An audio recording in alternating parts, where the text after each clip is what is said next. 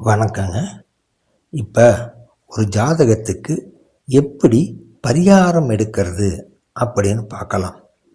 இந்த ஜாதகம் பாருங்க, இவர் மிதுன லக்னம். இவர் நம்மள்கிட்ட வந்தப்ப ராகு திசை கேது புத்தி. ராகு 6ல் விருச்சகத்தில், கேது 12ல் ரிஷபத்தில். இவர் வந்தது ஒரு நல்ல வேலையும் இல்லை, ஒரு நல்ல வருமானமும் இல்லை அப்படின்னு வந்தார். இப்போ வருமானம் அப்படிங்கிறது 2ஆம் பாவகம். கேது அமர்ந்தது இந்த வருமானம் அப்படிங்கிற 2ஆம் பாவகத்துக்கு பாதகத்தில். அப்போ இவருக்கு கண்டிப்பாக வருமானத்தில் ஒரு பிரச்சனை இருக்கும்.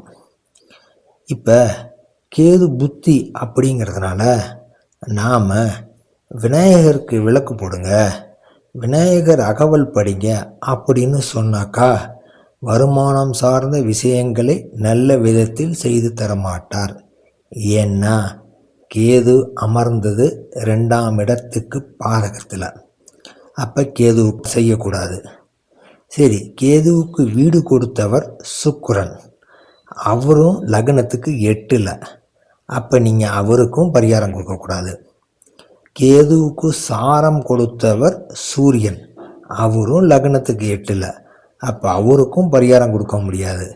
அப்போ இந்த ஜாதகத்துக்கு கேதுவுக்கோ, கேது அமர்ந்த வீட்டு அதிபதிக்கோ, கேதுவுக்கு சாரம் கொடுத்த சூரியனுக்கோ பரிகாரமாக கொடுத்தா இவருக்கு வருமானத்தில் உள்ள பிரச்சனைகள் தொடருமே தவிர ஒரு நல்ல விதத்தில் கிடைக்காது.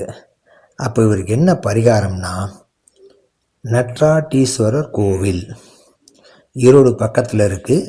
இவரும் ஈரோடு பக்கத்தில் உள்ளவர். அதனால் இவரை நட்ராட்டீஸ்வரர் கோவிலுக்கு போக சொல்லியாச்சு. ஏன் அப்படின்னா, கடகம் அப்படிங்கிறது 6 ரிவர். அந்த நட்ராட்டீஸ்வரர் நடு ஆற்றுல அந்த கோவில் இருக்கும். அது மட்டும் இல்லை, அங்கே உள்ள அம்மனுக்கு 2 பேர் உண்டு. அதில் ஒரு பேர் அன்னபூரணி. அன்னபூரணின்னா சாப்பாடா, உணவா? கடக வீட்டு அதிபதி சந்திரனா, சந்திரனும் உணவா? அப்போ இவர் வருமானம் வேணும்னா இவர் போக வேண்டிய கோவில் நட்ராட்டீஸ்வரர் கோவில். அடுத்து நல்ல வேலை வேணும்னார்ல, அதுக்கு என்ன வேணும்னா 6ல் ராகு இருக்கார்.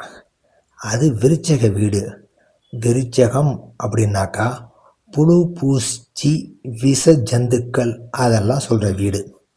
அப்போ இவர் என்ன செய்யணும்னா அரிசியை உடச்சி எறும்புக்கு தீனி போடணும்.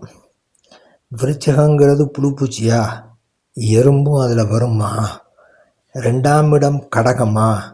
அது அரிசிக்குரிய வீடா? அப்போ அரிசி உடைச்சி எறும்புக்கு தீனி போடணும்.